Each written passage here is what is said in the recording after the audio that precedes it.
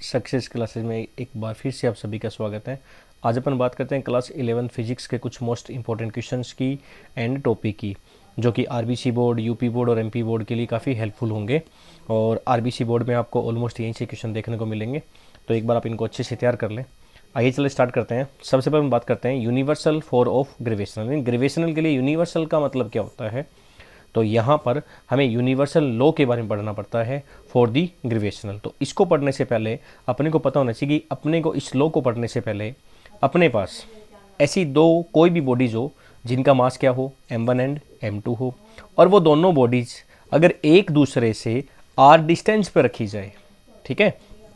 यानी कि इस लॉ को पढ़ने से पहले, यानी कि universal for the gravitational word को समझने से पहले अपने को ये पता होना चाहिए कि जब अपने पास ऐसी दो बॉडीज हों जिनके मास क्या हो, m1 और m2 हो, और वो दोनों एक दूसरे से अगर r डिस्टेंस पे रखी गई है, तो उनके बीच जो फोर्स लगता है ना, उस फोर्स को अपन क्या बोलते हैं, ग्रेविटेशनल फोर्स बोलते हैं।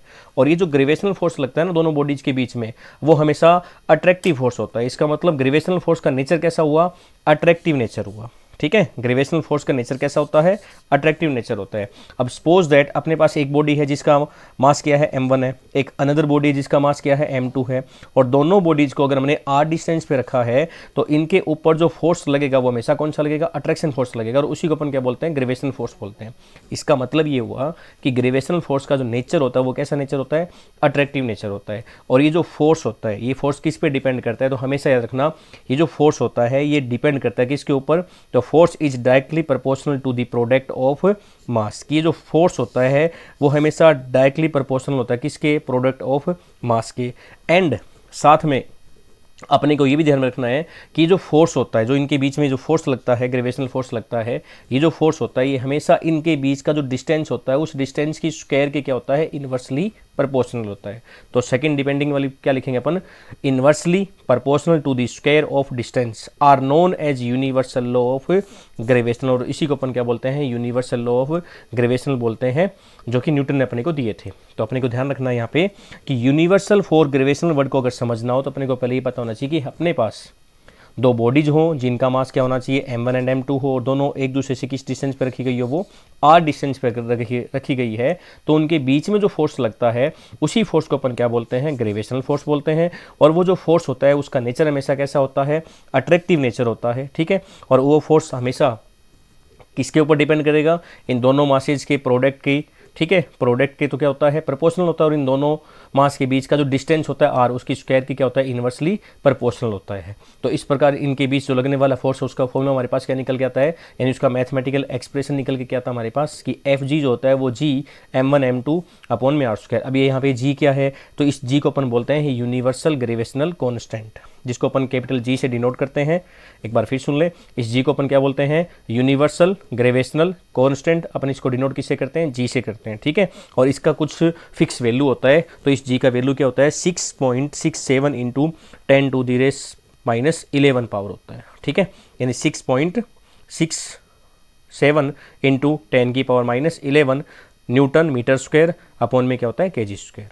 तो यहाँ तक अपने को ध्यान में रखना है कि अपने पास कोई भी दो बॉडी हो जिनका मास क्या होना चाहिए, m1 m2, और जो एक दूसरे से किस डिस्टेंस पे रखी गई हो, r डिस्टेंस पे रखी गई हो, तो उनके ऊपर जो फोर्स लगता है वो हमेशा कौन सा फोर्स होता है, अट्रैक्टिव नेचर वाला फोर्स होता है। और उसी फोर्स को अपन क्या बोलते हैं, ग्रेविटेशनल फोर्स बोलते हैं।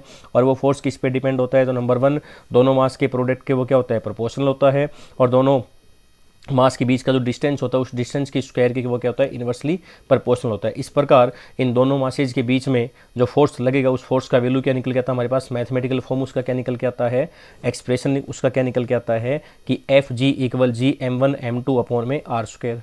अब ये जो G होता है कैपिटल G, अपन इसको किससे डिनोट करते हैं, इसको क्या बोलते हैं, तो इसको अपन बोलते हैं यूनिवर्सल ग्रेविटेशनल कांस्टेंट बोलते हैं।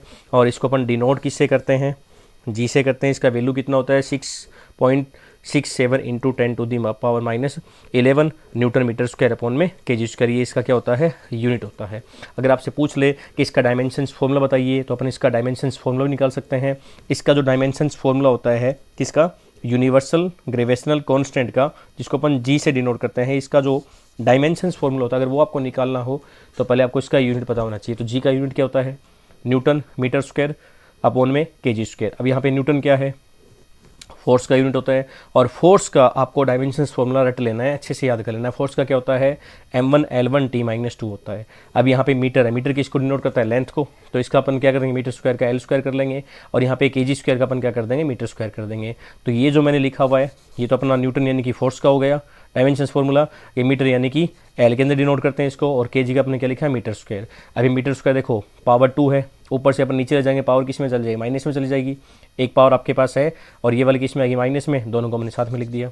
यहाँ पे L1 है, ये L2 है, ठीक है, दोनों पॉजिटिव है, दोनों को अपन ऐड करके लिखेंगे, T-2 ऐसा कैसा रहेगा। कुल मिला के अपन इसका पूरा सॉल्यूशन करें तो क्या निकल के आता है अपने पास, m⁻⁻1 L3 T-2। ये होता है डायमेंशंस फार्मूला किसका, ग्रेविटेशनल कांस्टेंट g का, ठीक है। नेक्स्ट अपने पास बोर्ड एग्जाम में जो क्वेश्चन बन सकता है, आपका जो एनुअल एग्जाम होने वाला है 9th-11th क्लास का, उसमें जो क्वेश्चन बन सकता है वो क्वेश्चन क्या बनेगा, आपसे पूछा जाएगा right Newton's law of gravitational and right it's mathematical expression. तो इसमें आपको क्या बताना है कि न्यूटन ने जो लॉ बताया था वो लॉ क्या था, कौन कौन सी बातों पर डिपेंड करता है, बस आपको बताना है कि दोनों मास के प्रोडक्ट के हमेशा वो क्या होता है, प्रोपोर्शनल होता है, और उनके बीच का जो डिस्टेंस होता है उसके स्क्वायर के क्या होता है, इन्वर्सली प्रोपोर्शनल होता है। उसी को अपन क्या बोलते हैं, law of universal of gravitational बोलते हैं, उसी को अपन न्यूटन लॉ भी बोलते हैं। और उसका मैथमेटिकल फॉर्म का मतलब क्या है, मैथमेटिकल एक्सप्रेशन का मतलब क्या है, आपको सिर्फ उसका क्या बताना है, फॉर्मूला बताना है कि F इक्वल क्या होता है, G(m1m2)/r²। यहाँ बता सकते हो G का मतलब क्या होता है, G is known as universal gravitational constant. इसका वैल्यू भी बताना चाहो तो यहाँ पे बता सकते हो। नेक्स्ट अपन बात करेंगे यहाँ पे ग्रेविटेशनल पोटेंशियल एनर्जी की। अब इस ग्रेविटेशनल पोटेंशियल एनर्जी को अगर आपको समझना है तो उससे पहले अपने को देखना होगा यहाँ पे एक वर्ड, ठीक है, और वो है ग्रेविटेशनल पोटेंशियल। अब ये ग्रेविटेशनल पोटेंशियल क्या होता है, तो अपने पता है कि हमने क्लास 10th में पढ़ा है, 9th में भी था, क्लास 10th में हमने क्या पढ़ा था कि अगर हम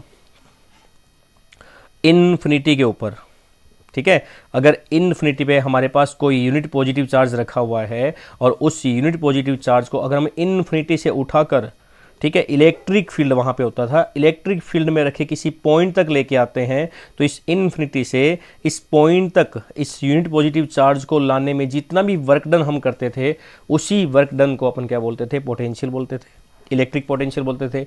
अब यहाँ पे बात किसकी हो रही है, ग्रेविटेशनल पोटेंशियल की बात हो रही है, तो यहाँ पे हम चार्ज की बात नहीं करेंगे, बॉडी की बात करेंगे, और ऑलमोस्ट डेफिनेशन वैसा ही रहेगा। तो अपन क्या पढ़ेंगे यहाँ पे, ग्रेविटेशनल जो पोटेंशियल होता है उसका डेफिनेशन क्या होगा, gravitational potential at A point is the amount of work done in bringing a body of unit mass. एक ऐसी बॉडी को उठा के लेके आना है इन्फिनिटी से, ठीक है, ग्रेविटेशनल फील्ड के अंदर किसी पॉइंट तक लेके आना है, एक ऐसी बॉडी को उठाना है जिसका मास क्या होना चाहिए, यूनिट, यूनिट का मतलब 1 यूनिट आप उसका मास मान सकते हो। एक ऐसी बॉडी जिसका मास, ठीक है, 1 यूनिट हो, उसको इन्फिनिटी से उठाकर ग्रेविटेशनल फील्ड में रखे किसी पॉइंट तक लेके आते हैं, तो उसको लाने में जो भी आप अमाउंट ऑफ वर्क डन करोगे वही अमाउंट ऑफ वर्क डन आपका क्या कहलाएगा, यहाँ पे ग्रेविटेशनल पोटेंशियल एनर्जी कहलाएगा। अब अपन बात करते हैं इसी में कि हम जो भी यहाँ पे इस यूनिट जिसका मास कितना है, यूनिट मास है, ऐसी बॉडी को अगर हम इन्फिनिटी से उठाकर ग्रेविटेशनल फील्ड में रखे किसी पॉइंट तक लेके आते हैं, तो उसको लाने में जो हमने वर्क डन किया है, यही वर्क डन क्या कहलाता है, हमारा पोटेंशियल कहलाता है। और यही वर्क डन हमारा स्टोर होता है आगे जाके किसकी फॉर्म में, किसकी फॉर्म में, ग्रेविटेशनल पोटेंशियल एनर्जी की फॉर्म में। तो एनर्जी, ठीक है, और पोटेंशियल दोनों एक दूसरे से रिलेटेड है, थोड़ा सा इसमें चेंज करना पड़ेगा अपने को। तो हम यहाँ पहले पोटेंशियल की बात कर लेते हैं। तो पोटेंशियल का फॉर्मूला निकल के क्या आएगा, V इक्वल वर्क अपॉन में मास। 10th में क्या होता था, V इक्वल W अपॉन में Q, यानी कि वर्क अपॉन में चार्ज होता था। यूनिट यहाँ पे क्या होता है, वर्क का यूनिट क्या होता है, जूल, मास का क्या होता है अपने पास, kg होता है। आगे अपन बात करेंगे यहाँ पे, आगे अपन बात करते हैं ग्रेविटेशनल पोटेंशियल एनर्जी की। अब इसका डेफिनेशन ये होती क्या है, इसके बारे में पढ़ने से पहले अपन थोड़ा समझते हैं। सपोज कीजिए कि ये कोई आपके पास बॉडी है, ठीक है, और इसका जो मास है वो कितना है, m है, और यहाँ ये जो है, ठीक है, ये इसका पूरा का पूरा क्या है, एक ग्रेविटेशनल फील्ड है, और इस फील्ड के अंदर हमने एक पॉइंट लिया है जो इसके सेंटर से कितनी दूरी पर है, r दूरी पर है, और इस पॉइंट P पर एक अनदर बॉडी रखी है जिसका मास क्या है, m0 है। हमें क्या करना है, इन्फिनिटी से, ठीक है, यहाँ इन्फिनिटी से इस बॉडी को उठाकर कहाँ तक लेके आना है, पॉइंट P तक लेके आना है। इस पॉइंट P पे, ठीक है, इस बॉडी के द्वारा कितनी पोटेंशियल एनर्जी लग रही है, यही अपने को यहाँ पे फाइंड करनी है। तो अपन यहाँ पे क्या बोलेंगे कि इन्फिनिटी से किसी पॉइंट तक लाने में, और पॉइंट कौन सा अपना P होगा, ठीक है। इस P पॉइंट तक लाने में इस बॉडी को जितना भी वर्क हमें करना पड़ेगा वही वर्क हमारा क्या कहलाएगा, क्या कहलाएगा, ग्रेविटेशनल पोटेंशियल एनर्जी कहलाएगा। तो अपन इसको क्या बोलेंगे, gravitational potential energy is the amount of work done in bringing the body from infinity to that point against the gravitational field.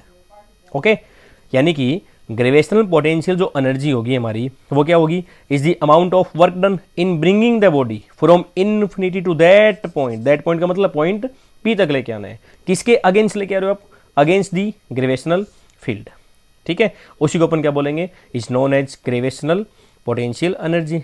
It is denoted by, अपन क्या लिखेंगे यहाँ पे, यू लिखेंगे। अब अपन क्या करते हैं, इसके फॉर्मूले को ड्राइव करते हैं कि इसका फॉर्मूला होगा क्या, ठीक है। तो इसके फॉर्मूले के लिए हमने जो भी ये सेटअप तैयार किया है बस इसी के बारे में थोड़ा बहुत अपने को लिखना है। और वो क्या लिखेंगे अपन, कंसीडर ए बॉडी, ठीक है। सबसे पहले हम बोलेंगे हमने एक बॉडी को कंसीडर किया है, और इस बॉडी को जिसको हमने कंसीडर किया इसका मास कितना हमारे पास m है। तो अपन यहाँ पे क्या लिखेंगे, consider a body of mass m, और इसे हमने r डिस्टेंस पे क्या लेट किया, पॉइंट P। नेक्स्ट अपन क्या लिखेंगे, let P is any point, ठीक है, at r distance from centre of the body. कि सबसे पहले अपन क्या बोलेंगे, consider a body of mass m, कि भाई हमने एक बॉडी को कंसीडर किया इस वो को, और जिसका मास क्या हमारे पास m है। अब इसी बॉडी से, ठीक है, हमने r डिस्टेंस पर, ठीक है, जो कि इसके सेंटर से r डिस्टेंस पे है, क्या लेट किया हमने, एक पॉइंट P लेट किया है, और उस पॉइंट P पर हमने एक अनदर बॉडी रखी है जिसका मास क्या है, m नोट। तो कहते हैं m note is the mass of body placed at point P, की पॉइंट P पे जो बॉडी हमने रखी है उसका मास कितना हमारे पास m नोट है। तो इस तरीके से अपन बोलेंगे कि हाँ, इन्फिनिटी से हमें इस पॉइंट तक लाने में जो भी वर्क डन करना पड़ता है उसी वर्क डन को अपन क्या बोल रहे थे यहाँ पे, ग्रेविटेशनल पोटेंशियल एनर्जी। तो अपन बोलेंगे भाई हम यहाँ से पहले यहाँ तक लेके आएंगे, फिर यहाँ से यहाँ तक। तो यहाँ से यहाँ तक लाने में हमने जो डिस्टेंस कवर किया है, एक स्मॉल छोटा डिस्टेंस, उसको अपन ऐड कर लेते हैं क्या, dr। अब स्मॉल डिस्टेंस के लिए हमें अमाउंट ऑफ वर्क डन भी क्या करना पड़ेगा, स्मॉल करना पड़ेगा। तो इस तरीके से हमारे अमाउंट ऑफ वर्क डन का जो फॉर्मूला निकलता है स्मॉल वर्क का, ठीक है, स्मॉल वर्क को अपन फिजिक्स में किसी डिनोट करेंगे, dw से। तो स्मॉल वर्क का जो फॉर्मूला निकलेगा वो क्या निकलेगा, फोर्स इनटू में स्मॉल डिस्प्लेसमेंट निकलेगा। तो dw इक्वल में क्या लिखेंगे, F vector dot dr vector, ठीक है।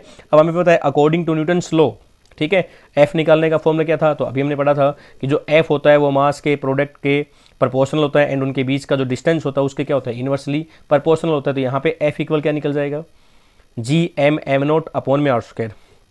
Put this value in equation 1, यानी कि इस वैल्यू को अपन कहाँ पुट करेंगे, इक्वेशन 1 में पुट करेंगे। तो अपने पास क्या निकल के आएगा, dw, यहाँ क्या लिखेंगे, m नोट अपॉन में r स्क्वायर और साथ में dr।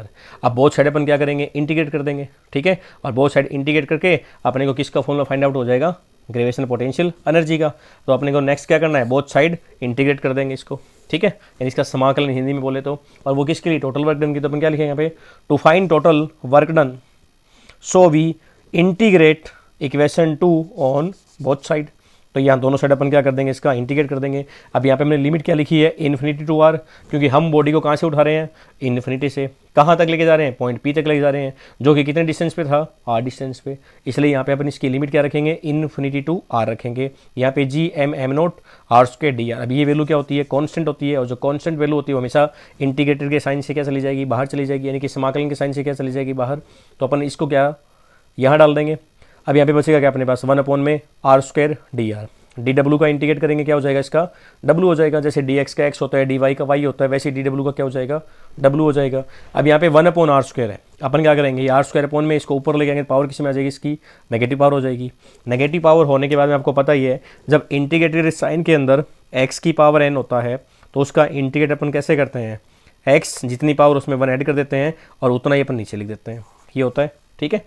तो अपन यहाँ क्या करेंगे, r की पावर अपने पास क्या आ रही है, -2 आ रही है। अब -2 आ रही है तो इसके लिए अपन क्या करेंगे, यहाँ n की वैल्यू अपने पास कितनी होगी, -2 होगी ना। तो अपन क्या लिखेंगे, r -2 + 1, और नीचे भी क्या लिखेंगे, -2 + 1 लिखेंगे, ठीक है। तो यहाँ अपन क्या लिखेंगे अभी, r -2 + 1, और यहाँ पे भी क्या लिखेंगे, -2 + 1। लिमिट अपनी क्या थी, इन्फिनिटी टू r, ये इसका इंटीग्रेटेड हो जाएगा, ठीक है। अब यहाँ पे इसको सोल्व कर लेंगे, माइनस करेंगे आर की पावर -1, नीचे -1 आ जाएगा, ठीक है। लिमिट एज इट इज रहेगी। अब इस माइनस को अपन बाहर निकालेंगे तो यहाँ पे माइनस लगा देंगे, और इस माइनस को हटाने के लिए पावर को वापस इसको अपन में लिखेंगे, क्या लिखा जाएगा, 1/r लिखा जाएगा, ठीक है। अब यहाँ लिमिट पुट करेंगे, यहाँ तो आर के प्लेस पे आर रहेगा, आर के प्लेस पे इन्फिनिटी पुट कर देंगे, इन्फिनिटी, ठीक है, अपॉन 1, ठीक है। इसको अपन हटा देंगे, इसका कोई नेगेटिव वैल्यू होता है, तो अपन यहाँ पे क्या लिखेंगे, W equal -g m0 upon में क्या लिखेंगे, r। अब हमारा जो वर्क डन है ये टोटल वर्क डन हो गया, और जितना वर्क डन करते हैं वही वर्क डन स्टोर होता है किसकी फॉर्म में, किसकी फॉर्म में, पोटेंशियल एनर्जी की फॉर्म में। तो इसीलिए अपन बोल देंगे जितना वर्क डन हमने किया है वही वर्क डन स्टोर हो जाए किसकी फॉर्म में, पोटेंशियल एनर्जी की फॉर्म में। तो इसी W को अपन किसे डिनोट कर देंगे, U से। तो इस तरीके से अपना निकल के आता है ग्रेविटेशनल पोटेंशियल एनर्जी का formula, U equal -g m0 upon में r, ठीक है। तो ये हमने ड्राइव कर लिया फॉर्मूला किसका, ग्रेविटेशनल पोटेंशियल एनर्जी का। उम्मीद करता हूँ आपको जितना पढ़ाया मैंने वो समझ में आया होगा। अगर आपको समझ में आए तो आप इस चैनल को सब्सक्राइब करें और आगे अपने दोस्तों में शेयर करें। थैंक्स।